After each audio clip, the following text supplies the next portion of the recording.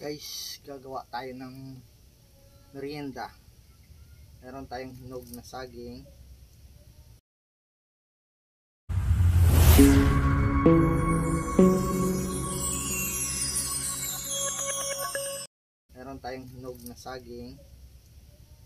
Gagawin ko dito, babalatan tapos lalamasin ko.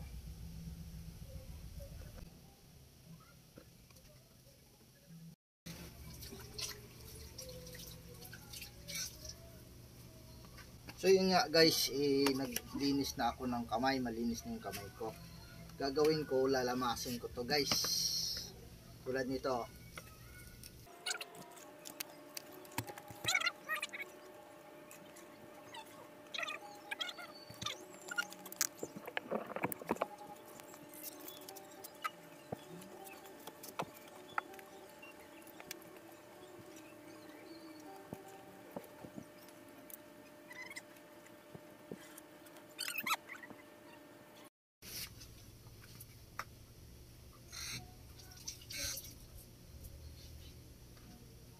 Yun nga guys, naglinis tayo ng kamay pagkatapos ng nadurog na natin yung saging.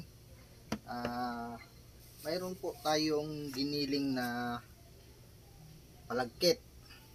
Yun ang ihahalo natin guys. Hindi na natin kailangan maglagay ng asukal dito dahil yung hinog na saging ay matamis na yan. Ganito lang ang gagawin natin.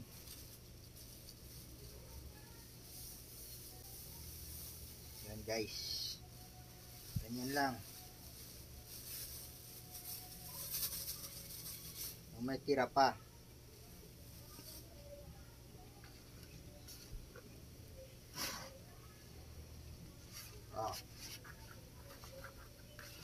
Imimix na naman natin ang ating malinis.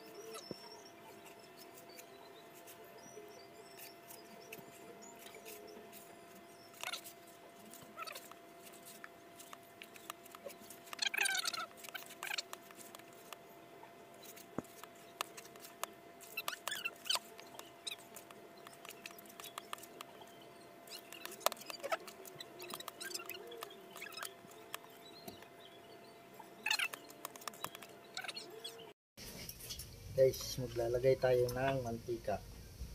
Papainit ko na siya. Ayan. Ang gagawin natin. Ayan siya.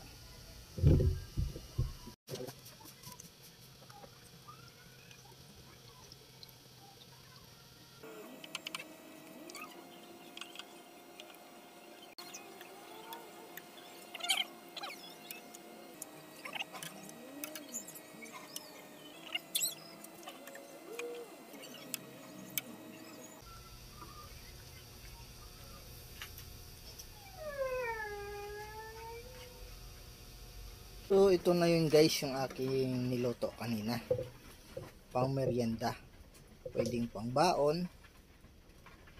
Kung medyo nagugutom ka, ito yung nangat-ngatin mo. Ito po yung saging na saba, tapos giniling na malagkit. Hindi na kailangan maglagay ng asukal dito dahil matamis na siya yung saba. Kailangan sa saba medyo pa-overripe na para mas madali lamasin. Tapos haluan mo ng malagkit na giniling, malagkit at saka saging na saba. Napakasimple lang na luto guys, may merienda ka na, pwede mo nang pambaon sa trabaho. So maraming salamat guys sa suporta niyo.